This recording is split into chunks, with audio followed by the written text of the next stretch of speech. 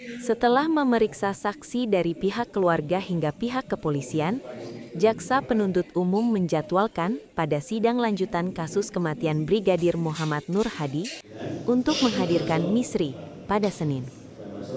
Budi mengatakan, Misri bukanlah saksi mahkota dalam kasus ini. Dia saksi biasa seperti saksi yang dihadirkan sebelumnya, meski pada saat peristiwa tersebut dia ada di TKP. Meski demikian, keterangan yang disampaikan dalam berita acara pemeriksaan terasa nantinya akan diuji dalam persidangan, apakah sesuai dengan keterangan para saksi sebelumnya dan TKP. Misri saat ini masih berstatus tersangka, meski penahanannya sudah ditangguhkan. Dia merupakan teman kencan dari terdakwa Imade Yogi Pulusa Utama. Saat kejadian, dia mengaku berada di dalam kamar mandi, dan pada saat keluar, dia melihat bahwa Nur Hadi ditemukan tenggelam dalam kolam dangkal tersebut.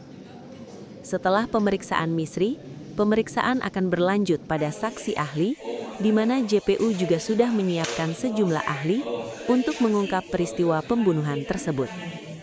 Majelis Hakim Pengadilan Negeri Mataram mengagendakan pembacaan putusan dalam kasus ini pada minggu pertama bulan Maret, sehingga baik JPU maupun penasihat hukum harus mengoptimalkan sisa waktu yang ada untuk membuktikan kasus ini.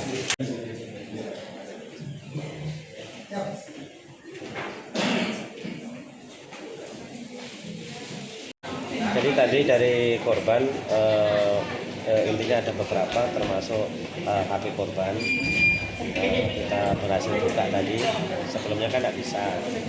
Nah tadi itu ada sempat beberapa screenshot intinya. Nah nanti masih ada kesempatan pada saat pemeriksaan terdakwa atau saksi nanti kita bisa konfirmasi. Intinya memang ada persoalan 2 hari sebelumnya. Soalan apa, Pak?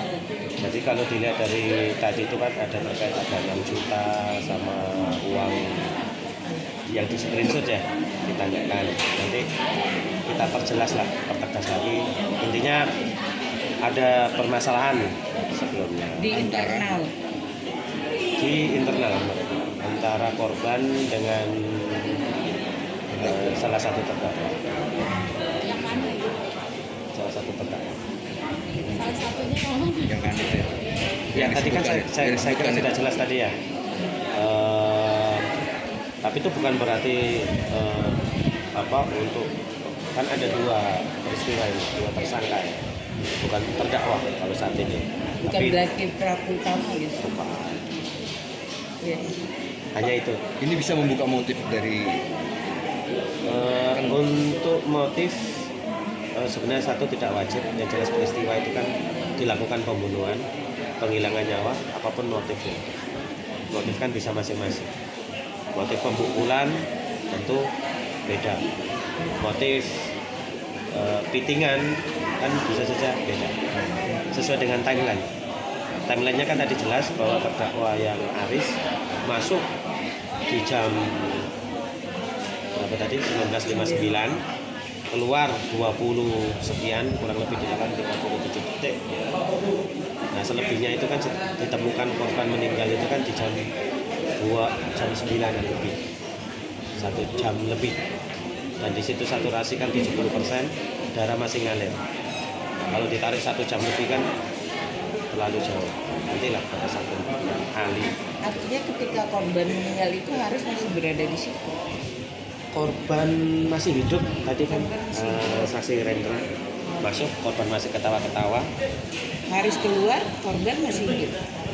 Kalau dilihat itu kan belum ke sana.